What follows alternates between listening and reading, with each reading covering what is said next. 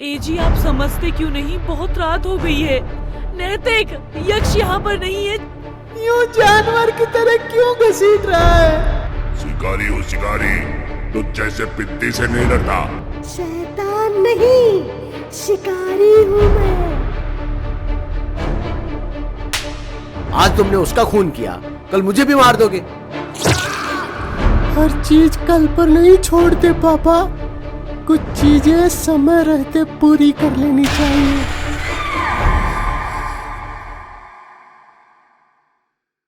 घने जंगल में बरसते बादल के नीचे यक्ष पानी से ज्यादा खून से लथपथ था।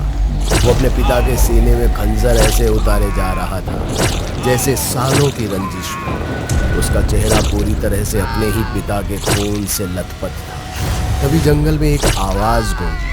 यक्ष ने सामने देखा तो वो उसकी माँ थी, जो उसकी दरिंदगी को देखकर चीख पड़ी थी। एक माँ अपने बेटे की ऐसी हैवानियत देखकर पूरी तरह से टूट चुकी थी। उसके अपने बेटे ने उसके मांग का सिंदूर हमेशा हमेशा के लिए मिटाकर उसे विधवा बना दिया था। लेकिन यक्ष की नज़र में मानो माँ बाप के मायने ही बदल गए थे। यक्ष के हाथ का खंजर उसके ही पिता के सीने में धंसा हुआ था।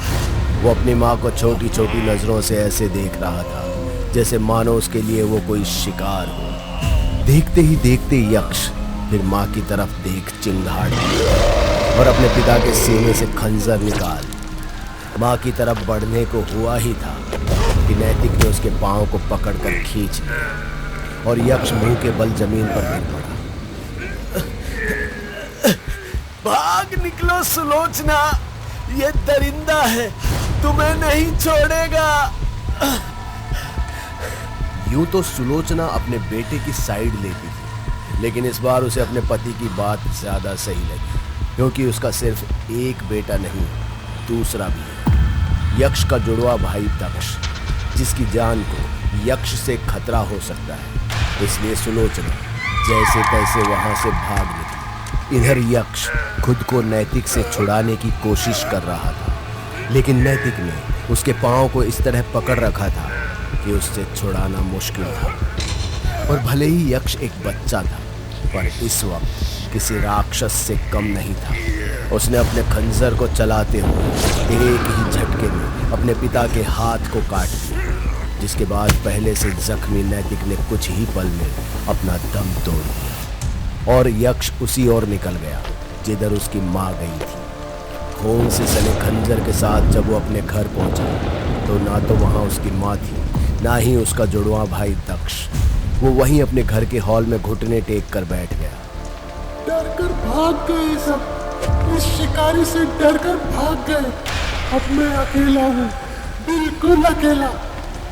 माँ, हम कहाँ जा रहे हैं? यक्ष और पापा कहाँ हैं? ये आवाज दक्ष की थी, जिसे यक्ष ने बहुत दूर से ही सुन लिया था और उसी तरफ अपने खंजर को लेकर दौड़ पड़ा। सड़क पर दक्ष को लेकर भाग रही सुलोचना ने जैसे ही देखा कि यक्ष उसका पीछा कर रहा है तो उसने दक्ष को उठाकर एक लकड़ी से लदी ट्रॉली पर चढ़ा दिया और उसने ड्राइवर के हाथ में बहुत सारे पैसे थमाते हुए कहा कि अभी तुरंत यहाँ से निकले। ड्राइवर ने भी इतने सारे पैसे देख तुरंत ही गाड़ी स्टार्ट कर दी। इससे पहले कि सुलोचना उस ट्रॉली में चढ़ दी, यक्ष ने पीछे से खंजर फेंक कर मारा, जो सीधे उसकी माँ सुलोचना की पीठ पर जा घुसा और वो वहीं पर गिर पड़ी। दक्ष भी अपनी माँ का ये हाल देखकर दर्द से चीख पड़ा था। रुको रुको रुको, गाड़ी मत रोको, मेरे बेटे को यहाँ से कहीं दूर ले जाओ, सुरक्षित। माँ, मुझसे दूर मत जाओ माँ। 20 साल बाद। रोते क्यों हो दक्ष? कहीं नहीं गई है माँ, मैं तो उनसे मिली भी नहीं, फिर भी हमेशा ऐसा ही लगता है कि वो हमारे आसपास ही है। और तुम हो कि हमेशा आंखों में आंसू ले आते हो। भला माँ को रोते हुए भी अच्छे लगोगे तुम। पापा मम्मा मैं रेडी हो गई। आप रो रहे हो, क्या हुआ? कुछ भी नहीं बेटा, बस आपकी मम्मी परेशान कर रही थी। चलो घूमने चलते हैं हम, शिमला।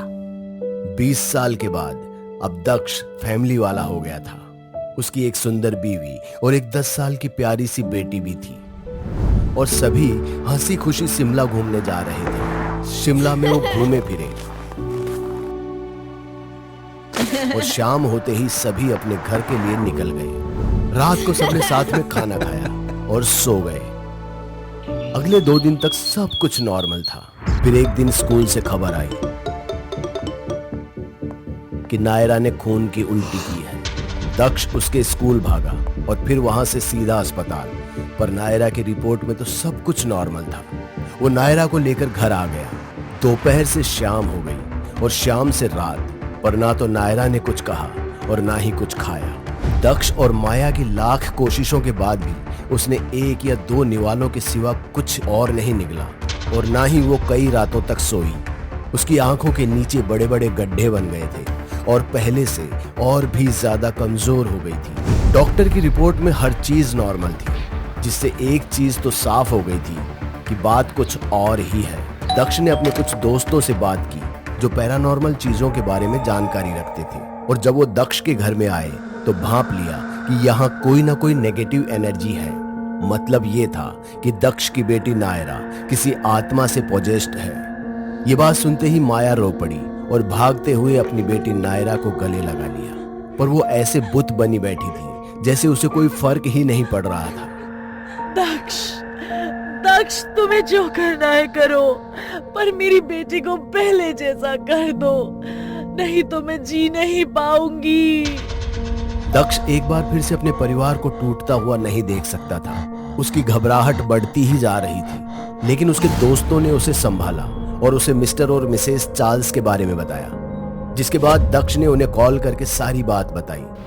और फिर कुछ घंटों के बाद ही उनके घर की घंटी बजी। दक्ष ने दरवाजा खोला तो सामने मिस्टर एंड मिसेस चार्ल्स थे। घर में तो हर तरफ नेगेटिव एनर्जी फैली हुई है। नायरा उस कमरे में है ना? हाँ, पर आपको कैसे पता? हमने तो नहीं बताया।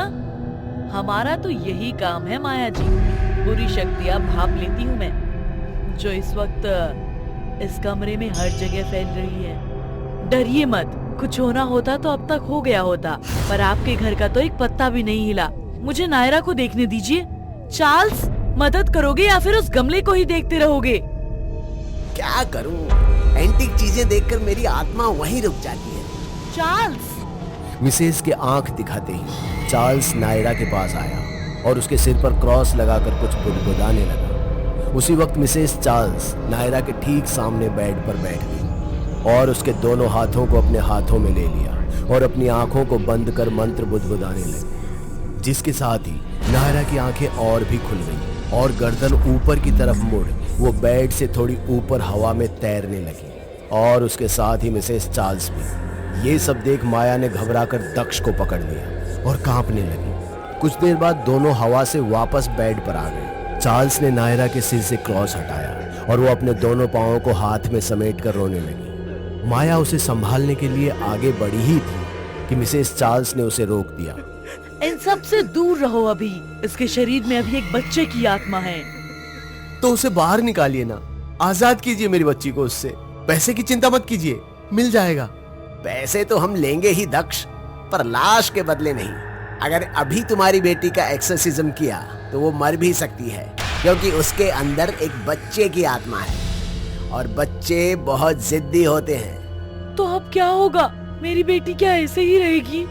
नहीं, पता करते हैं आखिर वो चाहता क्या है। मिसेस चार्ल्स नायरा के अंदर छुपे उस बच्चे की आत्मा से बात करने की कोशिश करती है और फिर पता चलता है कि वो किसी की मौत चाहता है और उसकी मौत दक्ष के हाथ ही होनी चाहिए। तभी वो उसकी बेटी के शरीर को छोड़ेगा, नहीं तो उसके साथ ही रहेगा हमेशा ऐसे ही। दक्ष ये सब सुनकर परेशान हो गया। वो किसी की भी जान लेने के लिए तैयार नहीं था। उसने पूछा भी कि उसे आखिर किसका खून करना होगा और उसके हाथों ही क्यों।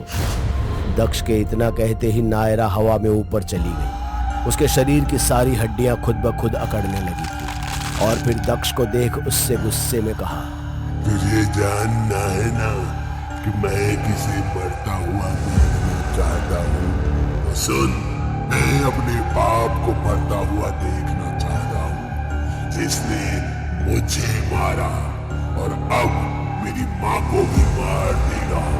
वो कोई इंसान नहीं, बल्कि इंसान के भेष में जंगली शिकारी है, जिसने तेरे बाप को मारा और तेरी माँ को भी, तेरा जुड़वा भाई यक्ष जिसने तेरी आंखों के सामने तेरी माँ को मारा।